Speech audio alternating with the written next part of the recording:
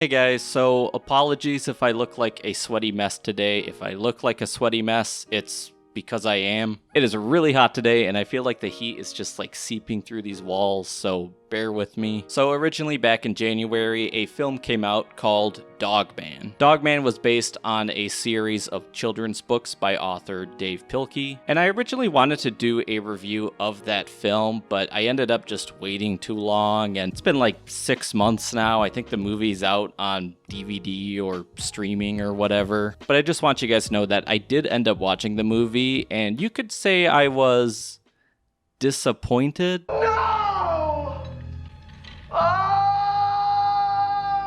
This is not how this was supposed to go! Okay, so Dogman wasn't like the worst movie. I thought visually it looked great. The problem was, I felt that it lacked the charm of the books, and I could go on a whole rant about that, but you know what? I just want to be positive. I don't want to focus on that right now. So like an absolute tool, I actually only read the books because the movie was coming out. I was actually a big fan of Captain Underpants as a kid. I think most people my age generally were, and because of that, I had a passing curiosity with Dogman. I think the first Dogman book came out in like 2016, and obviously by then I wasn't really reading children's books, but I'm older, so I can do whatever I want now. And what I ended up reading, I actually really enjoyed. I mean, these books are filled with just so much life and creativity. For me, it's the perfect combination of cute, heartfelt, and funny. And these books are really like a big hit. Like, I don't think I can really overstate just how big these books are to kids. There's a very good chance that you've at least heard of Dogman. But it's not just a series of books. There's spin-offs, a video game, the movie that I just mentioned. There's even a stage play, a f***ing Dogman stage play. Like, that's a big deal. Everyone's happy, everybody's a friend! But to start off talking about Dogman, I have to explain the lore. Yes, there is Dogman lore, and it ties pretty heavily to Captain Underpants. So these books, yes, they're written by Dave Pilkey, but in universe, they're actually written by the protagonist of Captain Underpants, George Beard and Harold Hutchins. And I briefly mentioned the Captain Underpants books. I mean, I just love those books growing up. They were so funny, they're just so much fun, and I think they still hold up today. Hopefully kids that are reading Dogman are kind of discovering Captain Underpants through that. But the first spin-off comic of Captain Underpants was actually not Dogman, it was a book called Super Diaper Baby. And many people may not actually know that the main villain of Dogman, Petey the Cat, actually originated from the sequel to that book. Now, even though I remember loving Super Diaper Baby as a kid, I never actually read the sequel, and I just remember there being this like really long wait between books. That seemed to be a thing with Pilkey. A lot of times he would tease a book that was coming out and it either just wouldn't happen or it would take a really long time to come to fruition, which is really funny now considering just how fast he cranks out these Dogman books. So Dogman is a story they wrote about a dog and a cop who, after a horrific mishap in a bomb explosion, end up being fused together. They take the dog's head and put it on the dying man's body, and he becomes Dogman, which is just like one entity, so I have to assume that the human guy is like dead, you know? But it's children's logic. It doesn't really matter. It's one of those things where it sounds really horrific, but it's approached in a way that's just very lighthearted and fun. It's very funny and just a great example of the book's comedic tone. The first two books, Dogman and Dogman Unleashed, actually focus a lot more on the comedy aspect. They are arguably the funniest books of the bunch, and they have a much cruder art style where it really looks like a kid illustrated them. Dave Pilkey, of course, is not above lowbrow humor. Like, he loves that stuff, but he really knows how to make it funny. As the book series goes on, George and Harold move from the 4th grade to the 5th grade. There's a little intro section to each book where they kind of explain where they're at in life and their inspirations for the comic. They claim that they're the same old characters, only slightly more mature. But one of their teachers makes them read a lot of classic literature, and they find ways to integrate those stories they read into the books. That's one of the great things about Dogman. It usually borrows like themes or direct quotes from classic literature. Like, I never read East of Eden by John Steinbeck, but, you know, after the use of Thou Mayest in one of the Dogman books, I just felt like I really need to read that book now. And I think that's a clear sign that Pilkey really accomplished what he set out to do. Like, he wanted these kids to have that desire to go out and seek this classic literature. And as an adult, I do think that it's very important for people to be able to read both books for kids and adults. And of course, the Dogman series strongly encourages that. A good example is in the back of a lot of these books, there's a little section where he explains his references, which I think is just a great idea. It just works really well, and it's just really cool to see an author's inspirations, you know, where their ideas came from. The book that actually starts doing this is the third book, A Tale of Two Kitties, not to be confused with the Garfield movie. You can tell that with this book, something just snapped in Pilkey. Like, he wanted to up the quality, he wanted to send out a clear message. You can see that the art is a bit neater, and as the book series goes on, it just tidies up more and more. And parenting actually becomes like a major theme of these books with the introduction of Lil Petey. What? Lil Petey is a clone of Petey the cat, and he of course ends up with the responsibility of having to raise this kid. But when I was reading this book, it just really hit, and you know, maybe it's because I was high at the time, but I really love the character of Lil Petey. I really love what the book has to say about parenting. Lil Petey is just a great character. I think he gives kids someone to relate to. He's also just the embodiment of all things good and pure in this world. And he could have been really annoying, but he just ends up being very cute, and he's the perfect balance for Petey the cat and his more cynical nature. I love the idea of how it deals with single parenting and how sometimes life will just throw a curveball at you and you have to adapt. I mean, is that not what parenting is? Just kind of forcing yourself to adapt? Now, Petey is actually the main focus of these books despite being called Dogman. He's the character that actually goes through an arc and has the most character development. Obviously, as the series goes on, he becomes less of a villain and more of a hero. I love Dogman and his like absent-minded nature, but he doesn't really have much of an arc, but I think that's fine. That's something the movie tried to do, and it just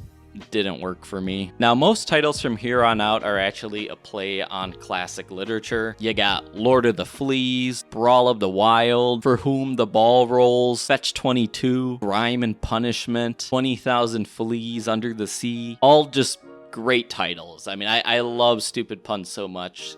Excellent. And I'm always kind of a bit disappointed when the books tend to shy away from those. I mean, the fourth book, Dogman and Cat Kid, that title doesn't even make any sense. It should be called The Bark Knight and Cat Kid, or one of the most recent books being called Big Jim Begins, which I guess is a Batman reference. So speaking of The Bark Knight and Cat Kid, that is Dogman and Lil Petey's superhero alter ego, which really doesn't amount to a whole lot. Like, there is no reason for them to dress up like superheroes, but I think Pilkey just thought it would be fun to draw. I can respect that.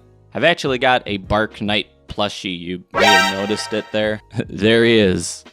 The Bark Knight. Coincidentally, this is also the book where Gassy Behemoth Studios, yes, that's the name, but it's a movie studio that Dogman and Chief get involved in, and in the following book, they actually do make Dogman the movie. But what's always kind of weirded me out is that in the book, they decide to make it using claymation, which is just a really cool idea. Pilkey likes to work a lot of like mixed media into these books, and he does more with that as they go along. But it also proves that the Dogman movie probably should have been stop motion. I mean, come on, don't you want to be accurate to the books? But another cool aspect about Dogman is how George and Harold seem to age with the books. For the first few books, they introduce it, and as the series goes on, you can kind of see them refine their skills as artists and writers. Earlier in the books, they spell a lot of stuff wrong, and there's lots of little scribbles, and then that just kind of disappears. And I think kids like that about these books because it just feels like a kid made this. Like, it feels like they're reading something that a friend of theirs might have made. But even throughout, the book still contains that childish charm. Eventually, they actually just drop George and Harold from introducing the books, which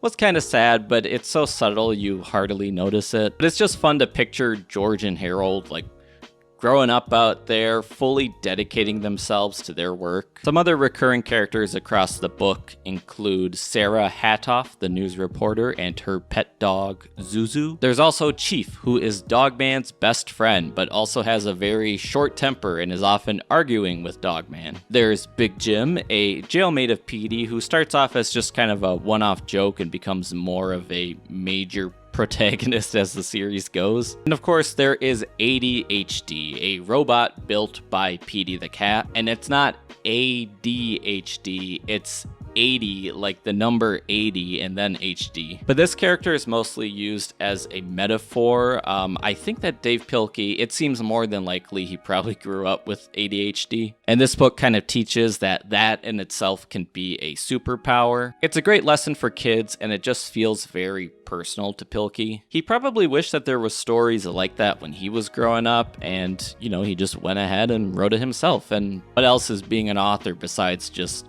saying, fine, I'll do it myself? But yeah, this book just like really connects with kids. It really understands them. It made me think that Pilkey had kids of his own, but apparently he doesn't, which is surprising, but I still think it's neat that he writes books like this. Now, the humor is really the main point of it all. These books are sheer stupidity at their finest. As I mentioned before, there's a ton of lowbrow humor, but it's very clever. There's a really stupid joke early on where a character like picks up Dogman's poop, and the other police officer asks, "Why'd you pick that up?" And he goes, "Because I didn't want to step on it." And then immediately after that, the two of them high five and the shit goes flying everywhere. But I just find it funny when you read like a Goodreads review of Dogman or Captain Underpants and everyone's just complaining about that type of humor. Like, if you're that type of person, you've just become the villains that Captain Underpants warned us about. And while I think that humor is the main objective here, there are still some really strong, really impactful emotional moments. A lot of it is really tied to Petey's backstory and character development. Another very emotional installment of Dogman was For Whom the Ball Rolls. I don't remember like all the exact details. All I remember is it kind of dealing with themes of childhood neglect and just feeling all too real. In the later books, it is Petey's neglectful father that we just know as Grandpa, who kind of becomes the main antagonist. At least I'm still waiting for a potential arc for him, but we're pretty far into the series and he hasn't really shown any signs of changing. What I like about his character is he's kind of a reflection of what Petey could have been. He's Petey if he didn't learn from his mistakes. We do get to see some of Petey's mom, and we learn that she passed away when he was very young. I'm not sure what George and Harold's deal is. They get pretty heavy with some of this stuff. They really need to chill out. In recent books, Pilkey actually dropped the Bark Knight and replaced it with Scarlet Shedder, who is Dogman's new superhero alter ego. And he wears like a red suit and tux, and he's got a long red cape. That's something Pilkey tends to do. When he gets bored of something, he just drops it and introduces something new. I just realized I still got the Bark Knight sitting here. I should probably put him back. But it's also pretty interesting that his first appearance happens to be a book that is very much anti-AI. Like, it's not subtle at all about it. And this book was just published last year. Like, Pilkey, he's ahead of the curve. Now, if I had one complaint about the series, and I mean just one very minor complaint, I think it's that there's a point in the story where Pilkey creates this like beautiful splash page of Petey looking up at the sky. And that all ties into a poem that I think really resonated with the author. It's a one that goes, "Two men looked through the prison bars, one saw mud, the other stars." That inspiration is just felt throughout all these books. But while I loved the beautiful splash page at first, it just became overdone, and he started doing it with like every book, and it got old real fast. Just feels like it kind of grew less effective as the series went on. The series has what I would say is Adventure Time syndrome, where as it goes, it kind of becomes less about the titular character, and it really starts to focus too much on the side characters. But these are all just like super minor complaints. I still think these are terrific kids books. But I gotta talk about Cat Kid Comic Club, because it turns out that there actually is a spin-off series. Yes, a spin-off series about Petey and his tadpole friend Molly, who starts a comic club along with 21 adolescent frogs. Okay, for context, this all makes sense if you read Dogman Fetch 22. But I love these books just as much as I love the Dogman books. They are very educational, like more so than usual with Pilkey. They teach not only important life lessons, but helpful skills with drawing and writing. These are also comics that integrate a lot of mixed media, and they just really show like the range of Pilkey. A lot of these comics go from sentimental to hilarious. Now, in terms of education value, they are better for kids than Dogman, but I think that kids should read both because both of them are a lot of fun. So that's my little video on Dogman books. I just really love them and I didn't expect to so much, so I wanted to talk about them. I checked most of mine out from the local library. If you can deal with like booger encrusted books, sure, do that. Otherwise, bookstores have got them too, and you can pretty much find them at like any retail store. Like, these books are everywhere. Check them out if you want something that's cute, funny, and zany. It's a series that is definitely able to be enjoyed by both kids and adults alike. And there's a very good chance that if you have kids, they've already read them because they are just that big of a hit. So thank you for watching this video. I hope to see you all again sometime soon. Goodbye.